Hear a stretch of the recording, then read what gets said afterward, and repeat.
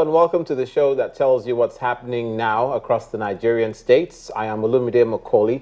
The Nigerian Army has keyed into the Treasury Single Account as directed by the federal government.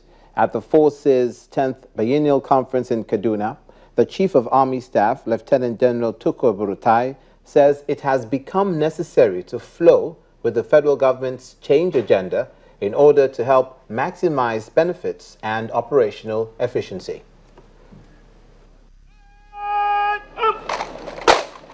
A guard of honor of the Nigerian Army welcomes the Chief of Army Staff.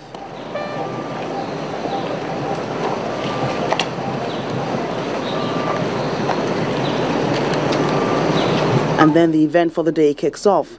It's a training conference organized by the Nigerian Army Finance Corps with the full implementation of the Treasury Single Account by the federal government.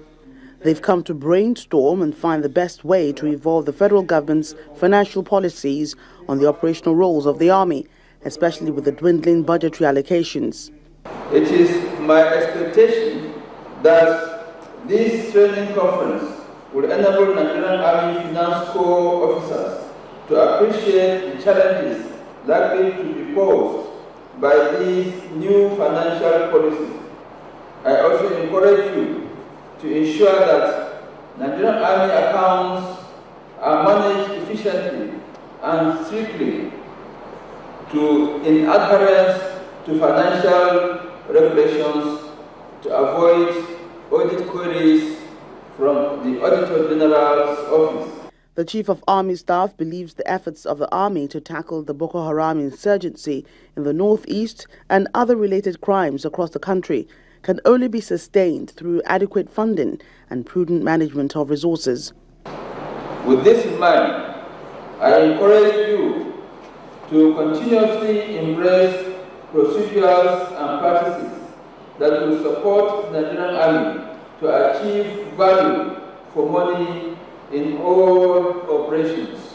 The Deputy Governor of Kaduna State, who represented Governor Nasir el-Rufai, described the conference as timely in line with the current economic realities. The Nigerian Army and other arms of the military are ready to discuss and find ways of discharging their constitutional responsibilities in threatening financial circumstances.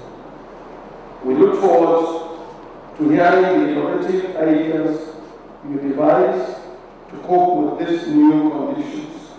The Nigerian Army Finance Corps Conference is held twice a year and is aimed at reviewing the activities of the Nigerian Army to ensure optimal performance.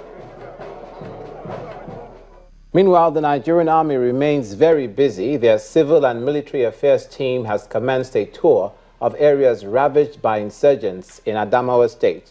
The team was at the 23rd Brigade headquarters in Yola, where it interacted with members of the Christian and Muslim communities, international organizations, including the United Nations, the civilian JTF, and the Adamawa State Vigilante Group.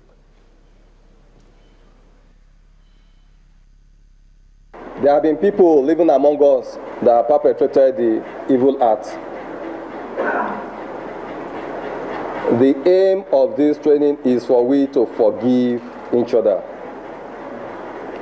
so that you, as the agent of change, will go back to your community and preach the same thing to others.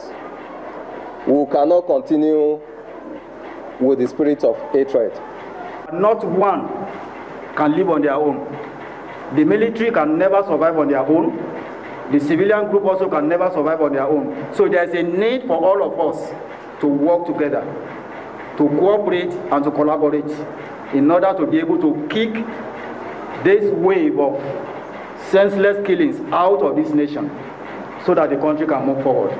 We actually need a session whereby a very good understanding should be put in place in between the military and the civilians.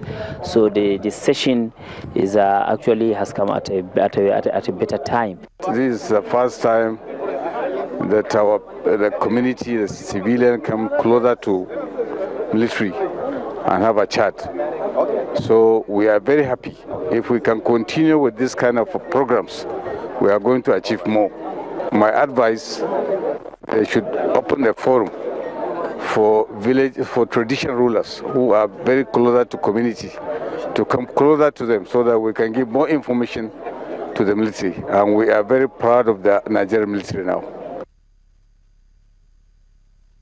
News across Nigeria stays in the northern part of the country but shifts attention to law enforcement as far as drug abuse and trafficking is concerned. Over 15 tons of illicit drugs worth over 100 million naira was seized by the Kaduna State Command of the National Drug Law Enforcement Agency, the highest ever made by the NDLEA in the entire northern part of Nigeria.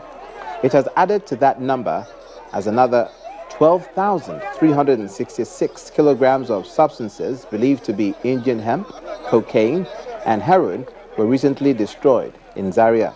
Chairman of the NDLEA, Amadu Giyade, also announced the discovery of 10 laboratories used in the production of methamphetamine in Lagos and Onitsha in Anambra State.